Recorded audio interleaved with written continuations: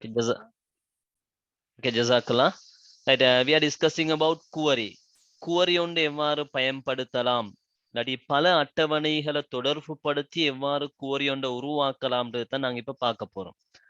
Okay, 2 அட்டவணைகள் இருக்குது, student info, facility fees. So student இன்ஃபோல என்ன தரவுகள் எனக்கு தேவையோ அந்த தரவு கிட்ட போயிட்டு I have to double click on it. Student registration number, student name, student age, student grade. Student ஃபீஸும் கண்டாக்டும் எனக்கு தேவையில்லைன்னு வைப்போமே. For example, I am going to create a query. நான் குவரி ஒன்று கிரியேட் பண்ண போறேன். I need only student registration number, student name, student age and the great.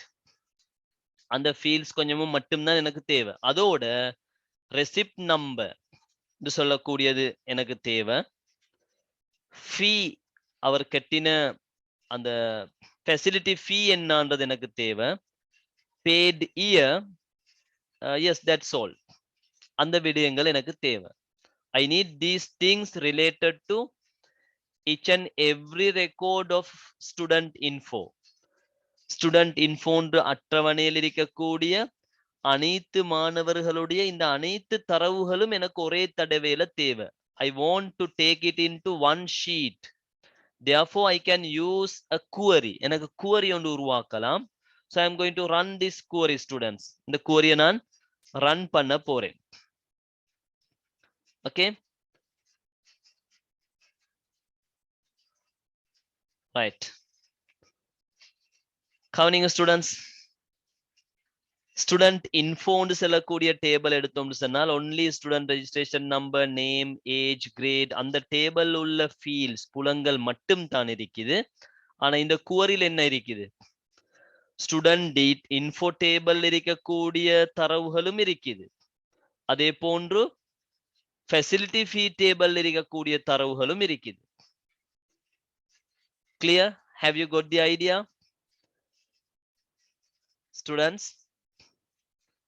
Hope you understood. Likewise, we can create a query. எங்களுக்கு query ஒன்று அவ்வாறு உருவாக்கலாம். So queries are used to filter data, search data, analyze data.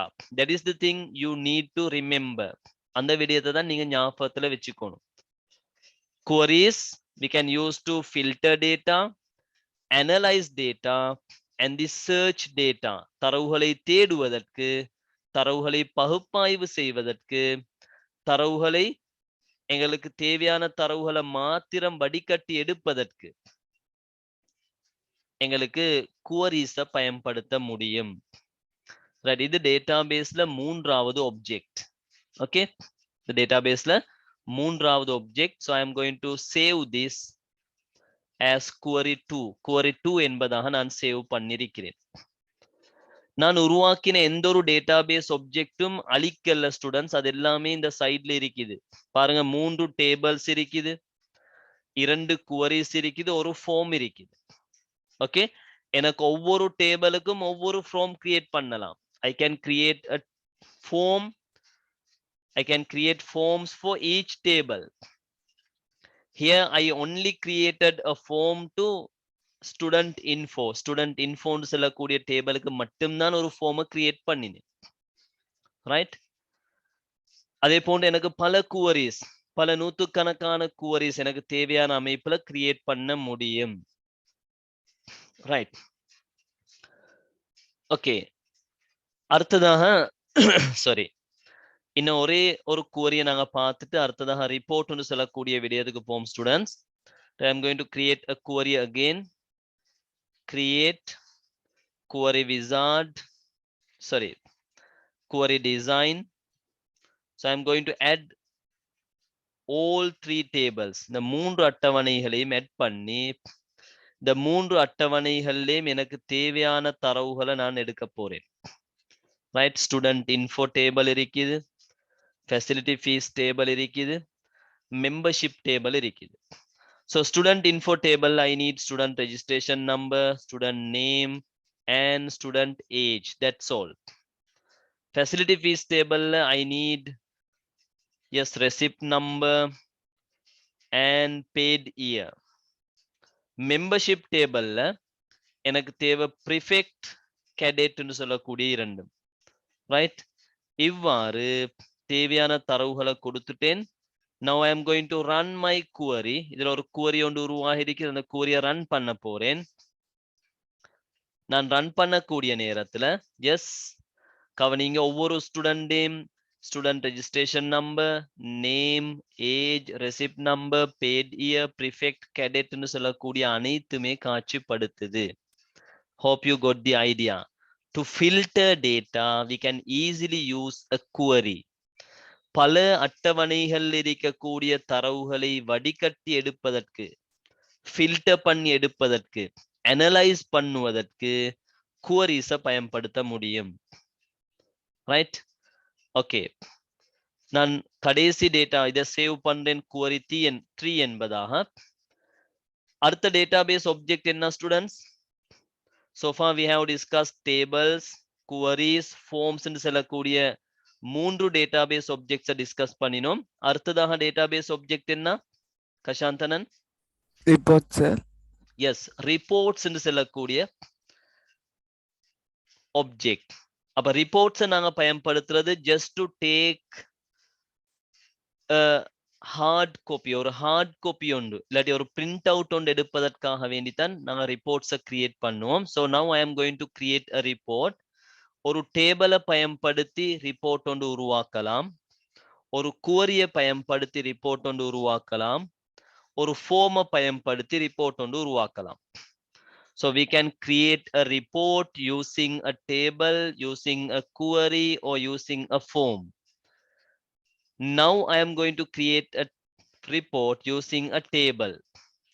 Student info ன்னு சொல்லக்கூடிய டேபிளை பயன்படுத்தி ஒரு report ஒன்று, ஒரு அறிக்கை ஒன்று நான் தயாரிக்க போறேன். First of all, I have to select the table student info, then create. அதுல ரிப்போர்ட் இந்த இடத்துல இருக்குது, report, report design, blank report என்பதாக இருக்குது. I am going to report.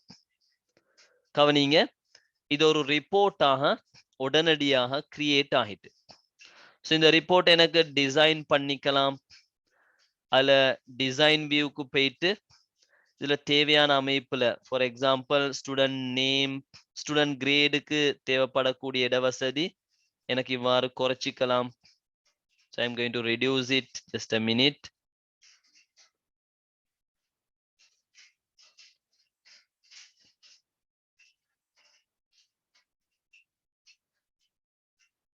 Student contact உடைய அந்த field size நான் சிறுசாக்குறேன், grade சிறுசாக்குறேன் students. இவ்வாறு அந்த ரிப்போர்ட் எனக்கு தேவையான அமைப்புல according to my need I can modify it. ரிப்போர்ட்னு சொல்றது ஹார்ட் காப்பி ஒன்று எடுப்பதற்காக வேண்டி நாங்கள் பயன்படுத்தக்கூடிய பகுதி. அப்ப இதுல ஸ்டூடெண்ட் இன்ஃபோ என்பதாக இருக்குது, அதை நான் சேஞ்ச் பண்றேன், ஸ்டூடெண்ட் இன்ஃபர்மேஷன் என்று கொடுக்கிறேன். Right? Now I am going to save it as report 1 என்பதாக நான் சேவ் பண்றேன். report 1. okay, I am going to see the report. sorry, ரிப்போர்ட்டுக்கு போயிட்டு டபுள் கிளிக் பண்ணி எனக்கு அந்த ரிப்போர்ட்டை பார்வையிடலாம். கவனிங்க ஸ்டூடெண்ட்ஸ், இந்த இடத்துல ரிப்போர்ட் எனக்கு காட்சிப்படுத்துது. எல்லாருடையும் டீட்டெயில் வந்து அழகா பிரிண்ட் எடுக்கக்கூடிய அமைப்புக்கு இது உருவாக்கப்பட்டிருக்குது. Okay, so reports are used to take hard copies. ரிப்போர்ட்ஸை நாங்கள் பயன்படுத்துறது ஹார்ட் காப்பீஸ் எடுப்பதற்காக வேண்டி, இல்லாட்டி பிரிண்ட் அவுட்ஸ் எடுப்பதற்காக வேண்டி. Here I used a table to create this report. Even you can use a query or a form to create a report. ஒரு report ஒன்று உருவாக்குறதுக்கு டேபிள் ஒன்று பயன்படுத்தலாம், குவரி பயன்படுத்தலாம், ஃபார்ம்ஸையும் பயன்படுத்த முடியும். ரைட்? அடுத்ததாக இன்னொரு எக்ஸாம்பிள் ஒன்று தாரேன் ஸ்டூடெண்ட்ஸ். ஒரு குவரி ஒன்றை பயன்படுத்தி ஐ am going to create a report. Okay, இந்த குவரி 1ன்றத கவனிங்க ஸ்டூடெண்ட்ஸ். குவரி 1ல நாங்க, அதாவது கிரேட் 9ல இருக்கக்கூடிய, அதாவது ஏஜ் 14 ஆகின ஸ்டூடெண்ட்ஸை மாத்திரம் எடுத்திருக்கிறோம். இந்த குவரியை நான் yes I am going to change the query. இந்த குவரியில ஏஜ் அடிப்படையில் எடுக்காம I'm going to take student grade. அதாவது கிரேட் 9ல இருக்கக்கூடிய ஸ்டூடெண்ட்ஸ் எல்லாரையுமே நான் எடுக்கிறேன் இந்த query ஊடாக. எஸ், சேவ் பண்றேன். ஸோ ஹியர் 3 ஸ்டூடெண்ட்ஸ், 3 ஸ்டூடெண்ட்ஸ் உடைய தரவுகள் இந்த இடத்துல, அதாவது 3 records பதியப்பட்டிருக்குது. I am going to close this and I am going to create a report using this query. இந்த query 1 என்று சொல்லக்கூடியதை பயன்படுத்தி ஒரு ரிப்போர்ட் ஒன்று, ஒரு அறிக்கை ஒன்று தயாரிக்க போறேன். Okay, so first of all I have to select the query and create, then report. That's all. Okay, report create ஆகிட்டு. ஸோ இந்த ரிப்போர்ட்டை modify பண்ணலாம். எங்களுக்கு இந்த வியூல டிசைன் வியூக்கு போயிட்டு, ஸோ இதுல எங்களுக்கு ஹெடிங் ஒன்று கொடுக்கலாம் அழகா. Okay, I'm going to give a heading as grade 9 students. இவ்வாறு ஹெடிங் ஒன்று கொடுக்கிறேன். இந்த ஃபீல்ட்ஸ் எல்லாம் தேவையான அளவு சிறுசாக்குறேன். grade, I'm going to make it smaller. Student contact, I'm going to make it smaller. Likewise, I can modify. After that, I can go to, yes, report view. Then see here, nicely it creates a report. So here grade 9 குரிய students 3 பேருடைய தரவுகளும் ஒரு ரிப்போர்ட்டாக, ஒரு அறிக்கையாக தயாரிக்கப்பட்டிருக்குது. Okay, hope you got the idea, students.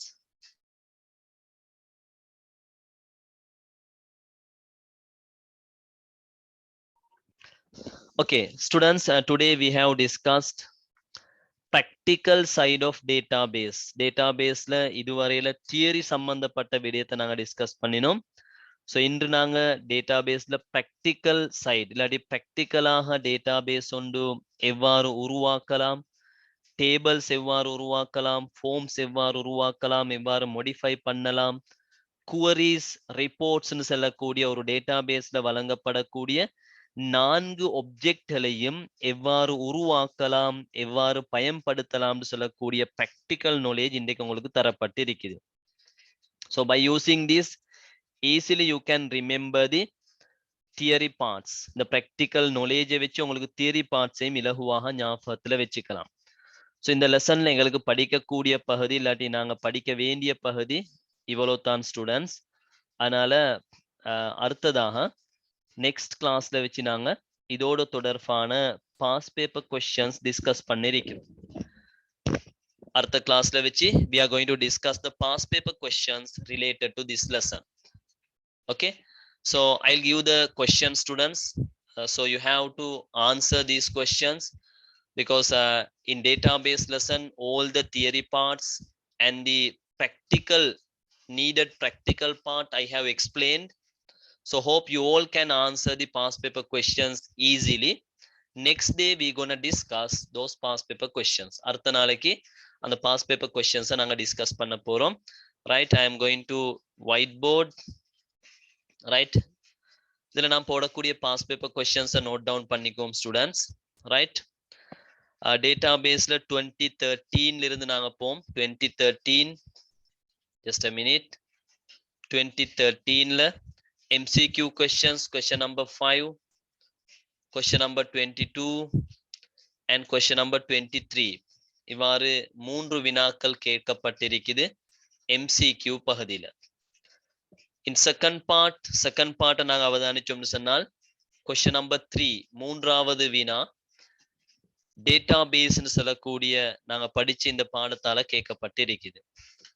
If it comes to 2014 paper, 2016 பேப்பர்ல question number 16, question number 17 and question number 18 இந்த 3 வினாக்களும் டேட்டாபேஸோட தொடர்பாக கேட்கப்பட்டிருக்குது.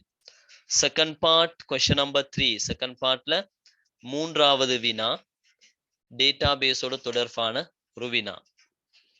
2015 paper எடுத்தோம்னு சொன்னால் question number 25, question number 26, question number 27 இது மூன்றும் டேட்டாபேஸோட தொடர்பாக கேட்கப்பட்டிருக்குது.